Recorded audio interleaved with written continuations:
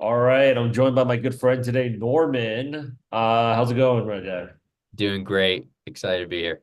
Wonderful, wonderful. So today we want to talk about something that's really important. How do you land your first six-figure tech sales job with zero experience?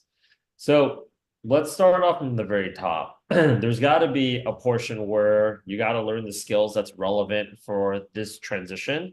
And then after that, I'm assuming that you have to actually go through like some kind of job hunting timeline, right? Exactly. Off the top of your head right now, how long does, I don't come from a tech sales background, Yeah. uh, but I want to go ahead and join tech sales. Okay. Like what what does the first step look like? And then walk me through the steps by step process from there. Absolutely. And if it's helpful, maybe I'll start with just kind of not a lot of people know what is tech sales. Yeah. So I'll kick things off. Many folks who we speak to, they have some sales in their background, whether it's a family, friend, or they've done it before. But it typically looks like they've been in car sales. They've been in what we call transactional sales environments, like door-to-door sales, where in that one meeting where you meet a customer or potential customer, there's a lot of pressure to get them to buy something right then and there. Oftentimes, again, not only is it high pressure, but these might be what we call commission only or performance focused roles where you don't get any kind of base salary or hourly wage. You simply get a commission if you're successful. So if you're door to door, you could be spending your entire day knocking on doors. People are rejecting you. And unless you were really good in that one moment when they answered the phone and you could get them to buy or commit, you're not going to be successful.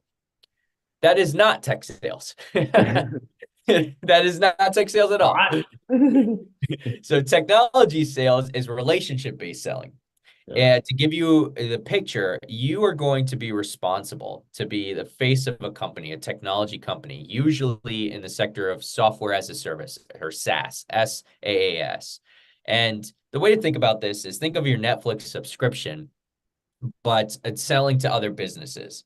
And so Netflix gets charged $14, $15 a month, I think it's at right now.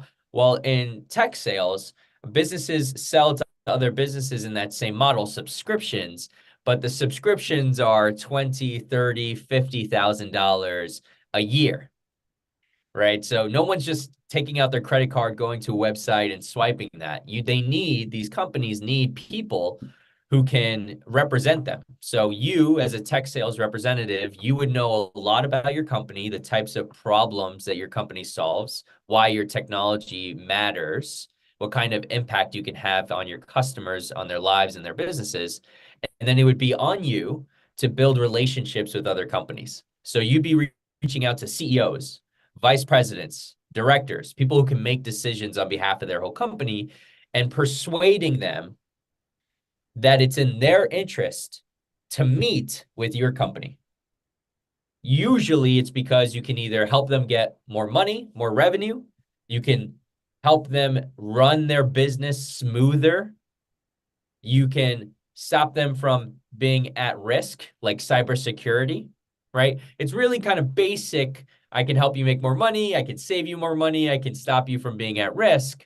But there's some unique value that your technology offers. So as a sales rep, you are trying to meet and court these CEOs, vice presidents, and directors and persuade them that they should meet with your company because you can solve that problem for them. You can help them earn revenue. You can protect them in some way.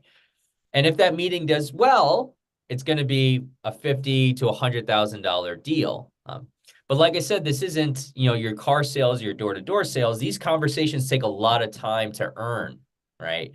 You might be reaching out to a CEO or a vice president for a couple days, couple weeks before they finally agree to meet with you. And if they do meet with you, that's just the first step.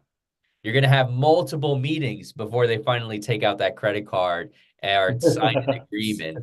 So you have to be a totally different person than the person who can just sell a car right then and there because I got you at the shop and you like the color blue and this Maserati's here and it's blue and it looks good for you. No, you have to be able to build a relationship over time and earn their trust. So I know that was long-winded, but I just wanted to give that picture of like what is tech sales compared to any other sales.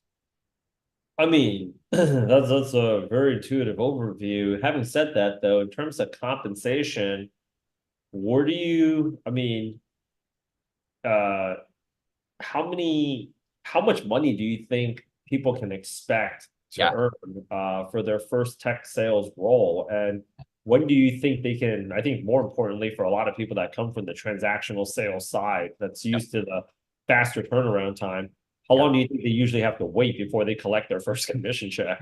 Yeah. Good point. So tech sales is one of those industries where those spaces where your growth is just like this. If Right. you're doing well, if you're the person that's built for it, if you're trained for it, you've got the experience or the skills. Um, your first year is going to be, you're going to probably cap out. You start off as an SDR or a BDR. And so these people are the ones who are getting those meetings with the CEOs, vice presidents, directors. Lots of work. You have to be reaching out to them. You have to know what their problems are to offer your solution as a way to help them and then earn their trust to get the meeting. But that's what your goal is. Your goal is to get the meeting and to make sure it's a good meeting, meaning they understand what they're getting into, why they're getting into. They kind of meet some criteria that your company is looking for. And that's a good meeting. And you're getting those meetings, 10, 12, 15 of them every month. And if you can do that consistently, you're doing great. But in that role, if you can do that consistently, if you can earn those meetings every month, you're going to be tapped out at around $70,000 to $90,000 in total compensation for the first year. Now, in some of those transactional sales roles, like door to door, that's kind of what gets promised to you all the time, and you just like never actually happens.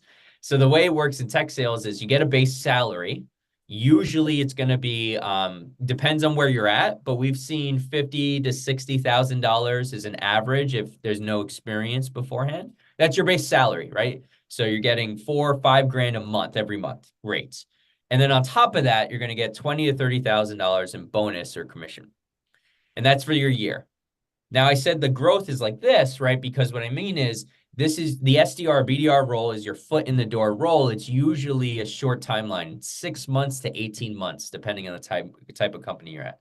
So within 6 months to 18 months, again, depending on the company, you could be eligible for a promotion into what we call an account executive. And as soon as you're an account executive, your compensation is split. 50% base salary, 50% bonus, but your base salary becomes 65, 70, 75, even 80, and then you're making another 65, 75, 80 in commission, right? So these, within 6 months to 18 months, you're now all of a sudden have the opportunity to be making $120,000, $150,000 a year in your first 2 years in tech sales. Man. Okay, okay. So you talked about like if you're trained for it, if you have the skills for it. Well, okay, I'm coming out from let's just say I'm, working at the local car dealership or I'm in life insurance sales, right? Yeah. What skills do I need to take on and how long does it take me to learn these skills? Good question. So, skills first and how long? So if you have a sales background, a sales exposure, this is great for you. Your training should be faster. Your gaining of the new skills, you should ramp up faster. And if you don't have that experience, that's totally fine. We've done really well with teachers, for example, who have wanted to change into a career where maybe they don't have a limited salary and that's all they're going to make, right? But basically, what you're going to need to know is you're going to need to know how to conduct effective prospecting is what we call it. So prospecting is the art of research. So you'll be challenged with having a list of 200 companies. And those 200 companies, you got to get meetings with all of them. That's your goal for the year, right? And Facebook could be on that list, for example. Maybe not, but it could be.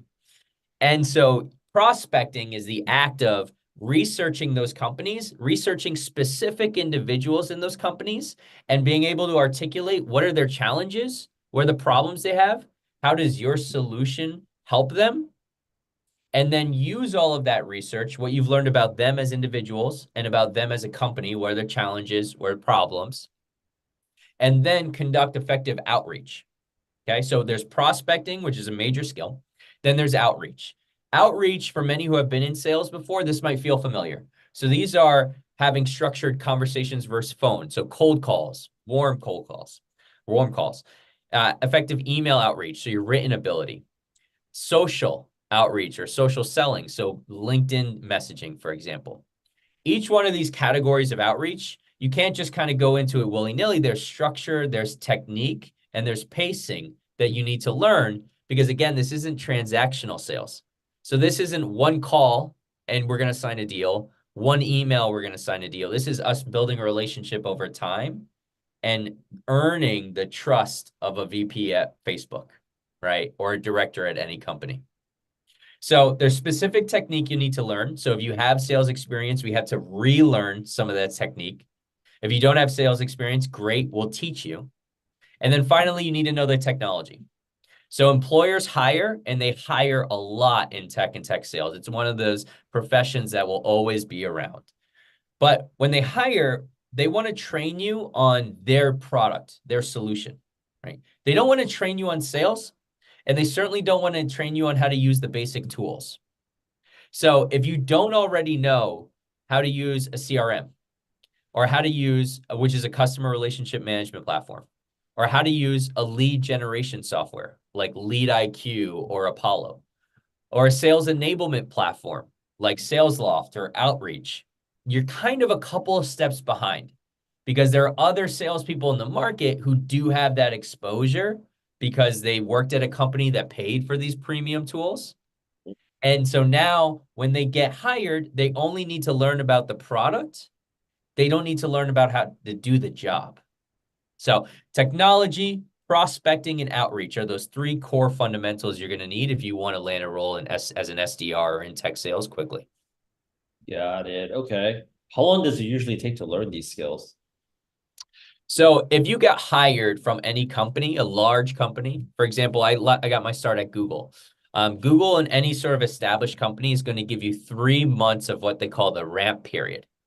And the ramp period is you're being paid 40 hours a week, right? Plus you're a salaried employee and you are specifically being trained day in and day out for 90 days in this role. And this covers everything from, like we said, the technology to the sales outreach to prospecting. And then finally, that specific company's product and their market. What kinds of customers they go after, what are the problems their customers have. All of that will typically happen within the first 90 days. So the goals that you have as an individual, how many meetings that you're booking, for example, as an SDR, you'll have a lowered goal because your employer will know that you're not fully ready, you're not trained up. So you'll have 90 days where you'll have some soft goals, but you'll really be focusing on developing your skill set. The problem is employers don't really love investing 90 days to hire and train someone from scratch. Right. So what we created here at Elevate is a 10-week program, still 2.5 months, but instead of every week for 40 hours a week, you have to learn this from scratch. We train, we develop, we build out your skill set, and every single month, you have the opportunity to interview with employers if you think you're ready. So it won't take you 90 days. It might not even take you the full 10 weeks. If you feel like you're ready by week 4 or week 6 or week 8, you'll have access to employers who'd want to hire for this role. Got it. Okay. When it comes down to like after the 2.5 months, excuse me, can somebody get it done a lot faster than 2.5 months if they wanted to? Yes. The candidates that we take on and the candidates that just do well in sales, they have a lot of these intangible skills that will make them successful throughout their career in sales. And one of the number one intangibles that they'll have is initiative and drive. So the way that it looks in our program is initiative, at least, when we are training on the skill set of being in tech sales and being an SDR in tech sales, everything that's being learned can be applied immediately. Remember, it's technology, it's prospecting, it's outreach, right? So as we are teaching and training on outreach, there's no reason why candidates cannot take that training and apply it directly in their job search today. And the candidates that have that outreach, they're not only applying for the job, but they're doing the job by selling themselves. They have what we call good problems. Good problems is when you're working a 9 to 5 job, you're training for this career path, and you're swamped because you have 6 or 7 interviews lined up and you don't know which one you should focus on with your limited time, right? Congrats, that's good problems. And you get good problems by showing that you have that salesperson core soft skills, if you will, that drive, that hustle, that initiative. Yeah. Okay. With that said, let's talk about the if I have a full-time job right now, Yeah. how many hours do you think I need to commit on a weekly basis to aggregate the skills quickly? 4 to 10. 4 hours in our training program a week, and in our training program, while you're enrolled, we are challenging you to commit to the activities that you would be engaging in to get the SDR role, right? To get into tech sales. And beyond those 4 hours, it's whatever hours you can spend actually doing the role to get the role, right? It's leveraging your training on how to prospect efficiently, how to conduct outreach, and how to use technology so that you work smarter, not harder, right? And so our top candidates are able to commit initial 5 to 10 hours, and if they can, good problems, right? They're going to be in a role before those 2.5 months. What would you say the breakdown is in membership between people that have a full-time job and are engaged versus the people that are engaged in the program 100%? Versus engaged in the program 100% or have a full-time job. Yeah, like the people that have a full-time job and they're trying to make this transition at the same time, and then the Right. people that, for whatever reason, have the luxury of just being able to Yeah. focus on this program 100% of the time. I have some crazy cool stories, I should say, on that. So I've had some folks who didn't have sales backgrounds, and they worked like night at a hotel, and they were doing the security. So they were just kind of at a desk, and it was always quiet, and they were looking at it, but they were seeing in their cohorts. So we operate through cohorts, that other folks who are dedicating more time were getting more interviews, and would just out of nowhere say, I don't even have interviews lined up, but I'm gonna quit what I'm doing right now because I know if I invest the time, it's going to be successful. And they were successful and landed a role 3 weeks, 4 weeks later. I would say I'm personally always advocating for our students, so I would never say to go ahead and just take the leap like that. But the more time that you can focus on this, and the more you make it a priority, the higher likelihood you're going to be successful faster, right? We will have students that we enroll that will sit back and relax and just kind of take the cohort, and that's it. It's almost like a hobby to them. And then they'll start seeing everyone else who was extremely serious from day one and started taking the outreach tactics and started putting it in their job search. And now it's week 4 and they already have a job. And those same people are like, oh man, now I'm going to start trying. Right now I'm going to start engaging. So I just think whenever you get enrolled in a program like this, we're very serious about you. So be serious about yourself. If you have to have a full-time job or a part-time job, and that's what you need to make your ends meet, it's totally fine. We'll work around you, but dedicate hours, because it's not a year away. It's not 2 years away. It's weeks away until you can break into this space. Wow. Okay. So let's talk about the job hunting portion of it. How soon can I start firing off resumes to companies? So you'll want to work on it first. Most times we take on folks who maybe don't even have LinkedIn profiles, which are really important in this sort of professional sphere of getting jobs and having your candidacy looked at from real employers.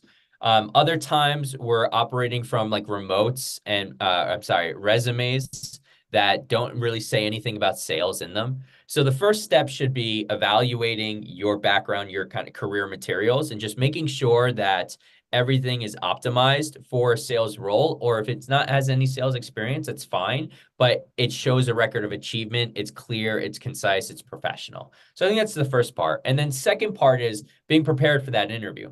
Because in sales, when you get the interview, that's half the battle, which is great. But now you're going to be tested by a senior leader, an SDR manager, a sales manager. Usually most employers will have 3 or 4 interviews, and that third or fourth interview will be someone senior. So a director, a VP. And what you'll be challenged with are different scenarios and how you would respond in those scenarios from a sales capacity. A great example is, you've been reaching out to this director and your goal was to get this director a meeting, and they called and they said that they don't have the time and they pushed you off. When do you stop following up with that director? Right?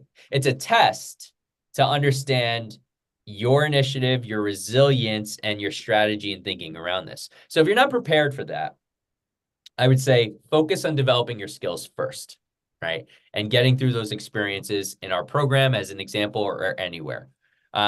But when we have candidates that are in our program, we typically will give them, depending on how much initiative and drive and how they're doing in the program, we'll typically support them to start putting themselves out there in front of employers as soon as the first 4 weeks are done, right? They've learned a lot of the core. They've shown us that they have enough initiative. We'll go out there and say, hey, now it's time to start getting interviews for yourself, as early on as 4 weeks into the program.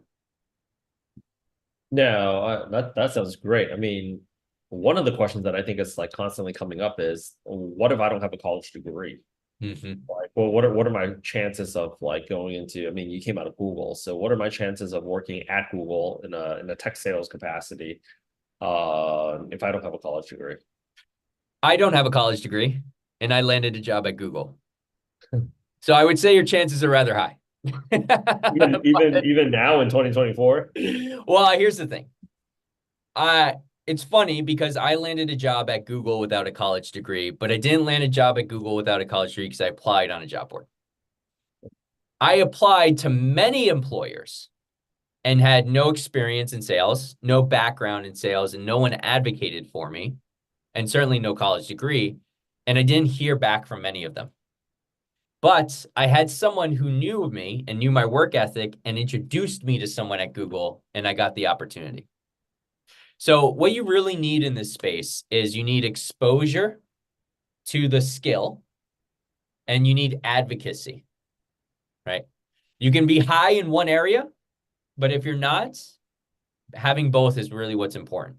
And that's what programs like Elevate do really, really well in, right? Exposure is the training, is the proof that you have invested in achieving this skill set and showing that skill set to employers, to this network.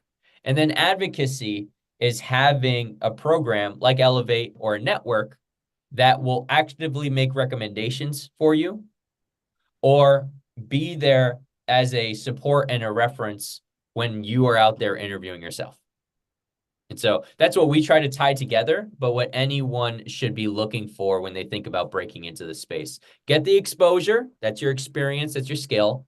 Get the advocacy, that's a network, that's a program. So at the end of the program, do you all like introduce the members here to hiring partners? Every single month. Yeah. Every single month. So we've gotten a really great program where every month we have a specific day, and that day is called our capstone event. And if you are a candidate or student enrolled in our program, you can make it to that capstone event. And if you do, we typically have between 8 to 9 different employer judges who are at that capstone event and who share with us that they are either hiring for a role today or going to make a direct recommendation for you to be employed by someone in their network. So these are directors of sales, VPs of sales, sometimes even founders and CEOs who are waiting for you at that event every single month. And what you'll be doing is you'll be presenting all of the work you've done, and the skills you've learned here at Elevate, right? So it is competitive. Right? It's our name, it's our brand on you that's being presented to 8 to 9 different employer judges in a 5 to 7 minute pitch that you present, right? So to be able to land at Capstone, it's a competitive process. You have to apply internally every single month, and you have to complete an assignment. And if you're able to complete that assignment and it's graded well, we make you one of our finalists. And we typically take around 10 finalists every single month. But every month that opportunity is available for the students we enroll. As long as you put in the work, we will represent you. We will push you forward in front of our employer partners, and you'll have employer partners and judges available to review you and potentially interview you every single month. Wow. That's freaking awesome. I mean, If you, I mean, any other, I would say, would you notice that certain backgrounds have like a stronger advantage over other people, or do you feel like it's pretty even throughout? That's a great question. Um, so it's unique, I will say. If you've had this sales experience beforehand, you've got a great starting point. But if you've been in these car sales or transactional sales, we do have to change how you sell because you've been in an environment where you have that immediate moment and it's a little bit more high pressure. If that same momentum and tactics that are used in that environment are used in technology sales, which is a business to business relationship based sale, you will not be successful. And there are some companies that actively say we wouldn't want to hire that candidate because we wouldn't want them to burn the relationship we have with our customers.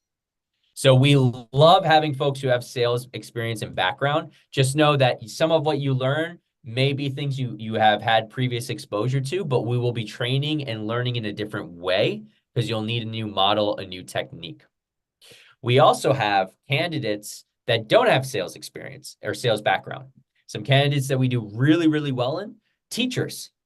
Right? So teachers, as an example, and waiters, bartenders, hospitality, candidates that have some sort of customer facing background. As a teacher, your student is your customer, and they have to have a lot of empathy. They have to be thinking about the perspective of that customer in order to be successful in these relationships. And then they have to build environments for that customer in order for this conversation to move forward, for this relationship to move forward. So think about a waiter is thinking about the order, the potential likes and dislikes of their guests. Same with bartenders. Teachers are doing the same with their students, and they're building out environments for them to be successful. That's exactly what you'll do in tech sales. You'll be understanding your potential customer and you'll be building out a vision for them to be successful. And that's why they should meet with you. Gosh, thank you so much for giving us all this valuable information. We've compiled everything into a guide for you guys. If y'all that are watching this part of the video wants to get access to it, you can access that PDF in the link in the description. Norman, thank you so much for your time and actually walking us through this entire journey. We're going to be turning out more videos for y'all. Awesome. It's great being here. Thank you.